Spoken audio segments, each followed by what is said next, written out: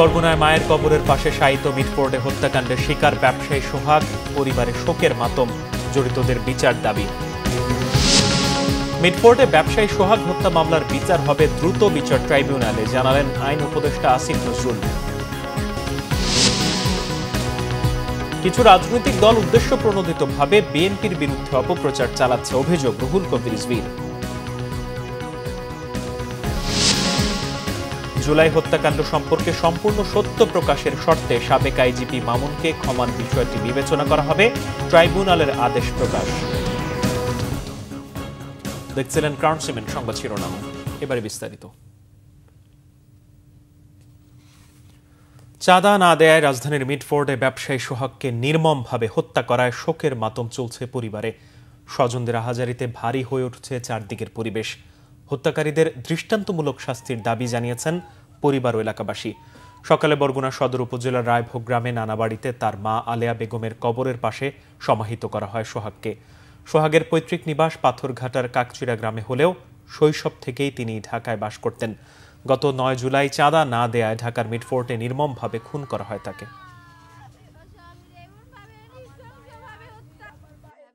ব্যবসার কারণে ওনারা এরকম করে মারছে। উনি ব্যবসা বাণিজ্য করতো, ওনার কাছ থেকে 2 লাখ করে মাসে টাকা চাইছে যে ওনারে দোকানের থেকে দিতে হইব, আর ব্যবসা বাণিজ্য করতে দিব না। এই কারণে অনেক দিন ধরে ওনার সাথে দ্বন্দ্ব করতেছে যে উনি ওখানে ব্যবসা না করতে পারে। আমার সন্তান এতিম করে দিল, আমার হাজবেন্ড এরকম করে মানুষকে কিভাবে মারে, পাথর দিয়ে ওনার ফুটবলের মতো লাথিতে কোথায় দিতেন, ওর কাপড় ছিল না শরীর। ওরা কি মানুষ? ওরা কি কোনো মানুষ ছিল? এরকম করে কিভাবে মানুষ মারলো? রাজধানীর মিটফোর্ডের ব্যবসায়ী হত্যার ঘটনায় অপরাধীদের দ্রুত আইনের আওতায় আনা হচ্ছে বলে জানিয়েছেন স্বরাষ্ট্র উপদেষ্টা জাহাঙ্গীর আলম চৌধুরী। পুরান ঢাকার মিল ব্যারাকে এক অনুষ্ঠানে তিনি কথা বলেন। একই অনুষ্ঠানে আইজিপি বাহরুল আলম বলেন, গণঅভ্যুত্থানের পর এখনও পুলিশ বাহিনীর মনোবল দুর্বল। রাজনৈতিক দলগুলোকে সহিষ্ণু আচরণ করার আহ্বান জানান তিনি। এদিকে র্যাব মহাপরিচালক এ.কে.এম. শহীদুর রহমান বলেন, চাঁদাবাজি ও আধিপত্য নিয়ে দ্বন্দ্বের জেরেই এই হত্যা। অন্যদিকে পুলিশ বলছে চাঁদাবাজি নয়, পারস্পরিক দ্বন্দ্বের কারণেই হত্যা। এ পর্যন্ত 5 জনকে গ্রেপ্তার করেছে আইন শৃঙ্খলা বাহিনী। বিস্তারিত জানাচ্ছেন জিয়া খান। গেল বুধবার পুরান ঢাকার মিটফোর্ডে ব্যবসায়ী সোহাগকে নৃশংসভাবে হত্যার ভিডিও ভাইরাল হলে ঘৃণা ও ক্ষোভ ছড়িয়ে পড়ে গোটা দেশ জুড়ে। সমালোচনায় রাজনৈতিক দলগুলো। নড়েচড়ে বসে আইন শৃঙ্খলা বাহিনী। গ্রেফতার করা হয়েছে কয়েকজনকে, বেশিরভাগই এজাহারনামীয় আসামি। আসামিদের দ্রুত গ্রেফতারের নির্দেশও দিয়েছেন স্বরাষ্ট্র উপদেষ্টা। এই ঘটনা একটা সভ্য দেশে ঘটে, এটা কোনো সময় আশা করা যায় না। তো এটার জন্য যারা দায়ী, এদের কিন্তু আমরা আইনের আওতায় অলরেডি 5 জন, গত রাত্রেও একজন ধরা হয়েছে, এর আগেও 2 জনের হাতিয়ার সহ র্যাব ধরছে, 2 জনের এই মেট্রোপলিটন পুলিশ ধরছে। আমরা খুব অসহিষ্ণু হয়ে গেছি। কোনো কিছু একটা এই অসহিষ্ণুতাটা আমাদের সবারই কিন্তু একটু কমায় আনতে হবে। আইজিপি বলেন, 5 আগস্টের পর দায়িত্ব পালনে শতভাগ মনোনিবেশ করতে পারছে না পুলিশ। এইরকম একটা ট্রমাটিক এক্সপিরিয়েন্সের পরে এই আমার ফোর্সটাকে গুছাইয়া তাদেরকে 100% ইফেক্টিভ করা, এই জায়গাটায় কিন্তু আমি এখনো সন্তুষ্ট না। আপনারা যাই বলেন, I am still in the process. ঢাকার ব্যাপারে ডিটেকটিভ ব্রাঞ্চকে আমরা এলাকা ওয়াইজ আলাদা তালিকা করে চিহ্নিত যারা অপরাধী, যাদের বিরুদ্ধে মামলা আছে এবং যাদের রেপুটেশন এরকম খারাপ, তাদেরকে আমরা একটা হচ্ছে প্রিভেন্টিভ ডিটেনশন, আর যাদের বিরুদ্ধে মামলা আছে তাদেরকে মামলায় দেওয়া। আমরা এই চেষ্টাটা করে যাচ্ছি। এদিকে ব্যবসায়ী সোহাগ হত্যা মামলার আসামিদের গ্রেফতারে সেনাবাহিনীও মাঠে নেমেছে বলে জানান র্যাব মহাপরিচালক। বলেন, মব ভায়োলেন্স বন্ধে আইন শৃঙ্খলা বাহিনী আরো কঠোর হচ্ছে। ঘটনাটা সেটা স্থানীয় ব্যবসা বাণিজ্য, চাঁদাবাজি এই সংক্রান্ত বিষয়ে যারা একেবারেই প্রাথমিকভাবে, বাট এটা ডিটেলস বলার মতো অবস্থানে আমরা নাই। এটা যারা তদন্ত করতেছেন তাদের সাথে যোগাযোগ করতে পারেন। আমরা এই মুহূর্তে এই ঘটনার সাথে যারা সম্পৃক্ত, যাদের পাওয়া যাচ্ছে, তাদের গ্রেপ্তারের জন্য আমাদের অভিযান পরিচালনা করে যাচ্ছি। অন্যদিকে সোহাগ হত্যা মামলার তদন্তের অগ্রগতি নিয়ে পুলিশ বলছে, ব্যবসায়িক দ্বন্দ্বের কারণে হত্যাকাণ্ড। এখন পর্যন্ত কোনো চাঁদাবাজির ঘটনা, এরা চাঁদাবাজ এই বিষয়গুলো আমাদের নলেজে নেই। অতীতে কোনো তাদের বিষয়ে, অর্থাৎ ঘটনার আগে বা এখন পর্যন্ত আমাদেরকে এই রিপোর্ট আমাদেরকে কেউ করে নাই, আমরাও তথ্য পাইনি। আমরা শুধু যতটুকু জেনেছি এটা একটা পারস্পরিক একটা দ্বন্দ্বের বিষয়। তো আমরা এখন পর্যন্ত কোনো নির্ভরযোগ্য তথ্য থেকে সোর্স থেকে তাদের রাজনৈতিক পরিচয়ের বিষয়টি আমরা নিশ্চিত হতে পারিনি। ঘটনাস্থলের সিসি ক্যামেরার ফুটেজ, মোবাইল ভিডিও ও সাক্ষীদের তথ্য বিশ্লেষণ করে জড়িতদের শনাক্ত করার কথা জানায় পুলিশ। জিয়া খান, বাংলা ভিশন, ঢাকা। পুরান ঢাকার ব্যবসায়ী যুবদল কর্মী সোহাগ হত্যার পেছনে কারা জড়িত তা খতিয়ে দেখার দাবি জানিয়েছে যুবদল, ছাত্রদল ও স্বেচ্ছাসেবক দলের কেন্দ্রীয় নেতারা। যুবদল সভাপতির অভিযোগ, সরকার পরিকল্পিতভাবে প্রশাসনকে নিষ্ক্রিয় করে বিশৃঙ্খলা তৈরির মাধ্যমে নির্বাচন বিলম্বিত করার চেষ্টা করছে।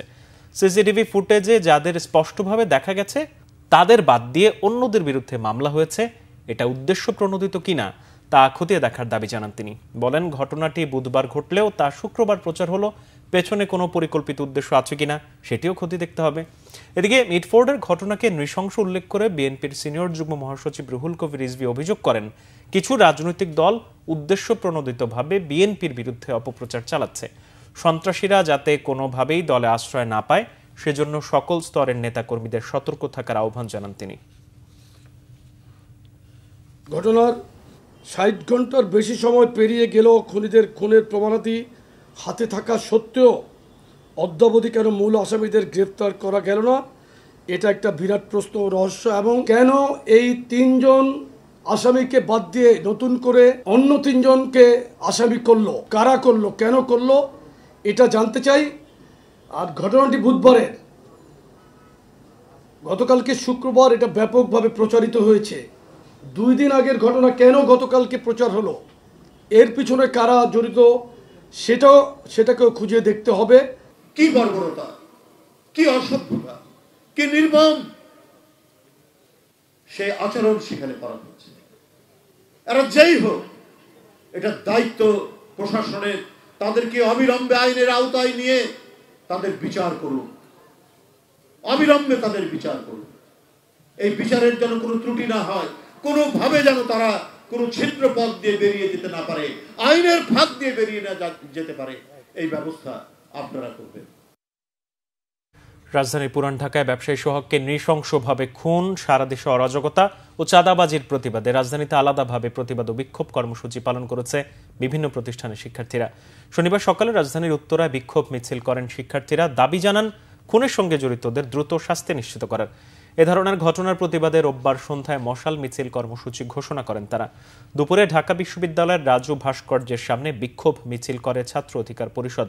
এদিকে শাহবাগে জরুরি সংবাদ সম্মেলনে চাঁদাবাজি ও খুনের ঘটনার প্রতিবাদে সন্ধ্যায় মশাল মিছিলের ডাক দিয়েছে বৈষম্য বিরোধী ছাত্র আন্দোলন। এর আগে নর্থ সাউথ বিশ্ববিদ্যালয়ের সামনে প্রতিবাদ সভা করেন শিক্ষার্থীরা।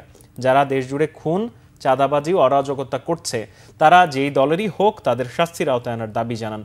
অভিযোগ করেন, সরকার রাষ্ট্র পরিচালনায় ব্যর্থ হয়েছে। দেশের আইন শৃঙ্খলা পরিস্থিতি নিয়ন্ত্রণে সরকার শক্ত পদক্ষেপ না নিলে কঠোর কর্মসূচিতে যাওয়ার কথাও জানান তারা। এদিকে ৩ দফা দাবিতে রাজধানীর মেরুল বাড্ডায় বিক্ষোভ করেছে ব্র্যাক বিশ্ববিদ্যালয় শিক্ষার্থীরা। মিটফোর্ডে ব্যবসায়ী হত্যাকাণ্ডের সাথে জড়িতদের দ্রুত শাস্তির আওতায় আনার দাবি তাদের।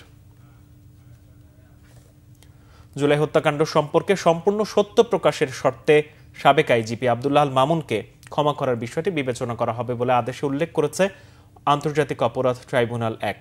শনিবার ট্রাইব্যুনালের চেয়ারম্যান গোলাম মর্তুজা মজুমদারের নেতৃত্বাধীন ৩ সদস্যের ট্রাইব্যুনাল এই সংক্রান্ত লিখিত আদেশটি প্রকাশ করে। লিখিত আদেশে আরও বলা হয়, রাজসাক্ষী হওয়ায় আব্দুল্লাহ আল মামুনকে ক্ষমা করতে তার আইনজীবী আবেদন করেছেন। ট্রাইব্যুনাল মনে করে, চৌধুরী আব্দুল্লাহ আল মামুন যদি তার নিজের এবং প্রধান অভিযুক্ত ও সহযোগীদের সম্পর্কে সম্পূর্ণ সত্য তথ্য প্রকাশ করে তখন ক্ষমার বিষয়টি বিবেচনা করা যাবে। এর আগে বৃহস্পতিবার জুলাই আগস্ট গণ অভ্যুত্থানে মানবতা বিরোধী অপরাধের মামলায় শেখ হাসিনা, আসাদুজ্জামান খান কামাল, চৌধুরী আব্দুল্লাহ আল মামুনের বিরুদ্ধে অভিযোগ গঠন করেছেন আন্তর্জাতিক অপরাধ ট্রাইব্যুনাল।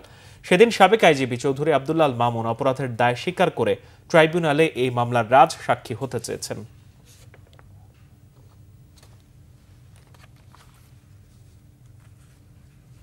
এই ছিল এখনকার মতো। পরের সংবাদ সন্ধ্যা ৬টায়। এর আগে ৫টায় রয়েছে নিউজ টপ 10 দেখার আমন্ত্রণ রইল। এছাড়া বাংলাদেশের সংবাদ ও সংবাদ সংশ্লিষ্ট অনুষ্ঠান দেখতে ভিজিট করুন www.bbnews24.com ও facebook.com/banglavishnnews এবং সাবস্ক্রাইব করুন youtube.com/banglavishnnews। ধন্যবাদ।